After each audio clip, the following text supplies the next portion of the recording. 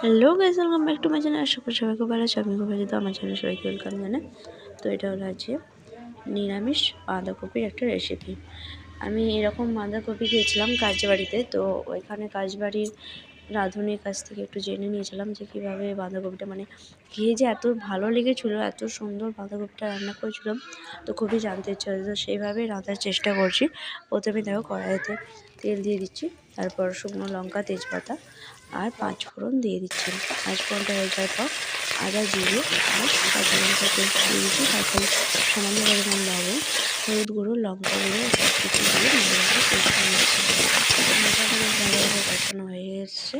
এরপর এর মধ্যে যে আগে থেকে সেদ্ধ ভাপিয়ে রেখেছিলাম ছোলা, বাঁধাকপি আর আলুটা, সেটা ওর মধ্যে দিয়ে দেবো। মশলা কষানো হয়ে এসে দেখো দিয়ে দিয়েছি। বেশ ভালোভাবে কিছুক্ষণ নাড়াচাড়া করে নিচ্ছি আর সামান্য পরিমাণ জল দিচ্ছি বেশ ভালোভাবে সব কিছু মজে যাওয়ার জন্য।